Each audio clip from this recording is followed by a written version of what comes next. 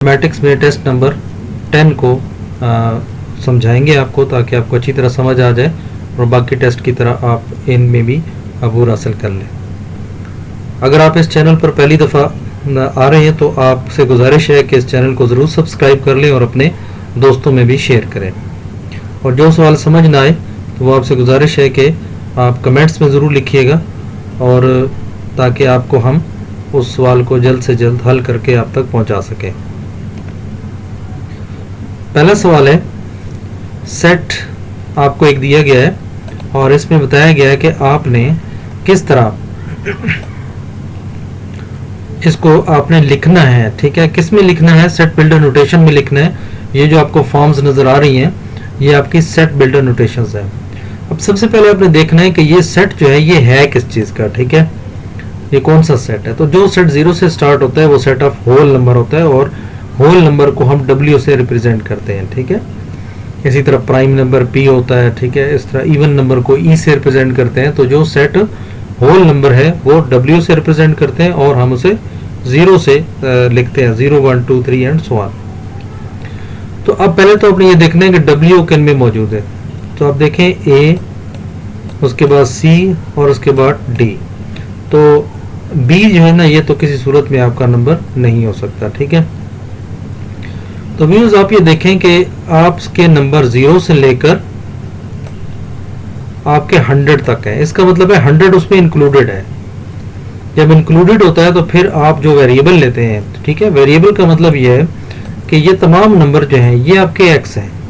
ठीक है, हम कह सकते हैं कि x की वैल्यू जो है वो 1 है, x की वैल्यू 2 है, x की वैल्यू 3 है। ठीक है, 0 1 2 एंड 3 एंड सो ऑन, और अप टू 100 तक वैल्यू है। ठीक है, तो अब व्यूअर्स इसी बात को हमने सेट बिल्डर नोटेशन में लिखना होता है कि हम कहते किस तरह है, एक्स वाइल, इसको जो आपको एक डंडा नजर आ रहा है इसको वाइल बोलते हैं, जिसे उर्दू में कहते हैं जबकि।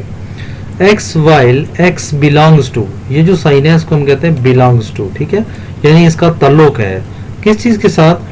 W के साथ। ठीक है, यानी एक्स जो मैं ले रहा हूं ये एक बेसिकली नंबर को रिप्रेजेंट कर रहा है और वो नंबर बिलोंग करता है किसको? W सेट से।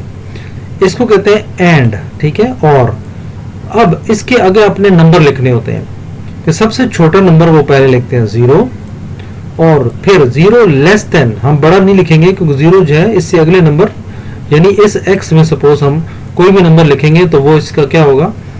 0 से वो हमेशा बड़ा होगा या बराबर होगा। यानी x की जगह क्योंकि हम 0 भी इंक्लूड करना है तो हम x इज लेस देन और इक्वल टू x। ठीक है, अब यहाँ पे ग्रेटर देन आ गए, यानी x की वैल्यू फिर 100 से बराबर है या 100 से बड़ी है। ठीक है, तो अब व्यूअर्स बात ये कि हमारे x की वैल्यू 100 से बड़ी नहीं है, लिहाजा हम कम से कम C आंसर भी नहीं लिख सकते। तो अगर आप ये देखें कि 0 लेस देन x, यानी x की जो भी वैल्यू आप रखें 0 1 2 3 और उठानी यहाँ से ही है हमने, तो वो वैल्यू 0 से या तो छोटी है या 0 के बराबर है, और वो वैल्यू 100 के या तो इक्वल है या फिर 100 के बराबर है। ठीक है, तो इसका मतलब है कि यहाँ पे x में अगर हम 0 से लेकर 100 तक नंबर रखें तो वो हमारी इस कंडीशन को सेटिस्फाई करते हैं। ठीक है, तो इसलिए हमारा आंसर जो है वो 1 होगा। ठीक है, क्योंकि आपके तमाम नंबर उसी को आपने सेट बिल्डर फॉर्म में कन्वर्ट कर दिए। नेक्स्ट क्वेश्चन है, if any set x contains n numbers then the number of px members is. Viewers याद रखें, सपोज हमारे पास कोई एक सेट है। ठीक है, और उसमें सपोज 2-3 एलिमेंट्स हैं 1 2 3 एंड सो ऑन। ठीक है, तो व्यूअर्स जितने भी नंबर हों तो जब भी हम उसके एलिमेंट्स निकालते हैं तो उसको n की पावर लिख देते हैं, 2 की पावर। ठीक है, तो 2 की पावर n का मतलब है कि 2 की पावर 3, यानी इसके 3 एलिमेंट्स हैं, तो इसके जो मुमकिन सेट बनेंगे वो 2 को 3 दफा ज़रब देंगे तो जितने भी नंबर आएंगे उतने सेट वो बन सकते हैं। तो वो कहता है कोई भी x सेट है और उसमें अंदर तादाद जो है वो अगर n है तो उसमें आंसर क्या आएगा? उसको हम 2 की पावर ले लेंगे, 2 रेज़ टू पावर n। ठीक है, तो वही हमारा जवाब, क्योंकि फिक्स नंबर नहीं है। अगर वो यहाँ कह देता है कि if any set x contains 5 members, तो फिर हम क्या लिखेंगे? 2 रेज़ टू पावर 5। ठीक है, तो अब उसने कहा जी उस x के अंदर n नंबर्स हैं तो n को हमने 2 की पावर ले लेना है। अब यूज आप देखें कि एक आपको सेट ए दिया हुआ है और एक बी दिया हुआ है, देन कौन सी स्टेटमेंट जो है वो ठीक है। अगर हम इसको कहें कि A is a subset of B, इसे कहते हैं सबसेट, ठीक है। तो सबसेट का मतलब यह है कि इस ए के तमाम अरकान बी में मौजूद है। अगर हम ये देखें तो 1 2 3, 1 2 तो है, 3 नहीं है, तो ये बात ठीक नहीं है। अगर हम ये कहें B is a subset of A, इसका मतलब है बी के तमाम अरकान ए में मौजूद है।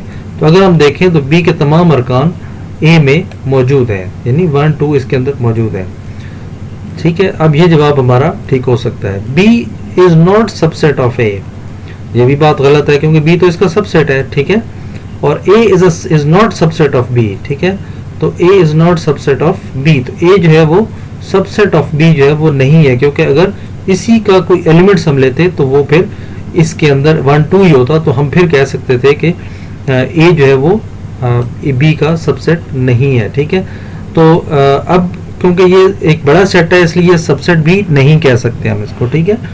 तो इसलिए जो बेस्ट ऑप्शन है वो आपका बी है, ठीक है, कि B is a subset of A, यानी बी के तमाम एलिमेंट्स ए में मौजूद हैं। नेक्स्ट व्यूअर हमारा क्वेश्चन है कि इसने जस्ट अपने ओपन करना है, तो हमेशा याद रखें जो पावर है, ठीक है, पावर क्या है, एक -6 है और एक आपकी 1/2 है, ठीक है।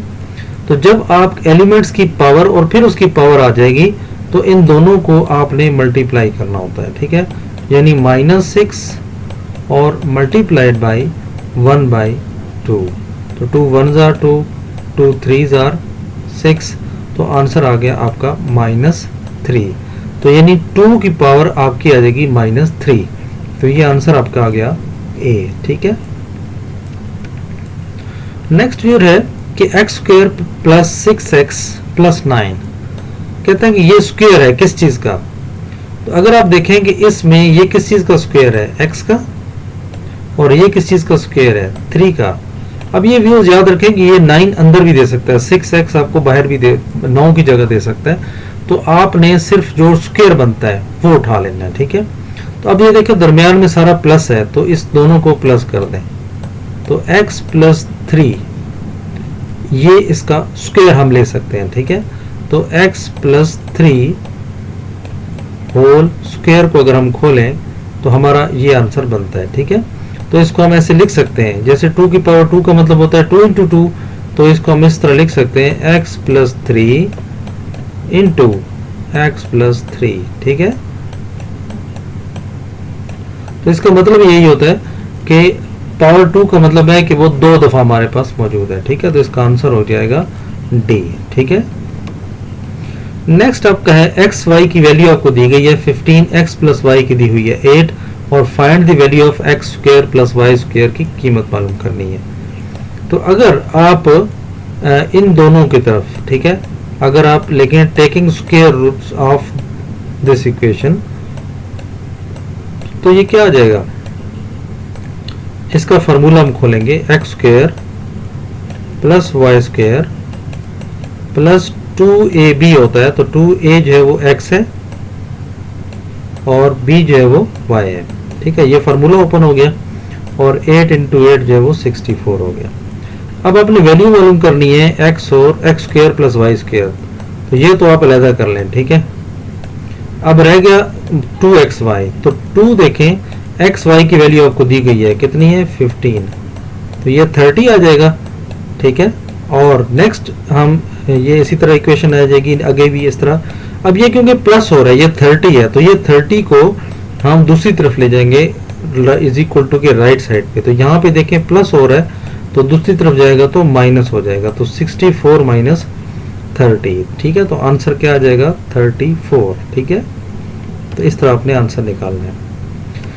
अब यूर्स एलसीएम निकाले, कैसे निकालते हैं, देखिए आपके पास 2 टर्म्स हैं, ठीक है, a minus B whole cube. इसका मतलब क्या है, इसका मतलब ये है कि आपके पास x माइनस बी जो है, a माइनस बी जो है, ये आपके पास कितनी टर्म्स हैं, 3 है, ठीक है।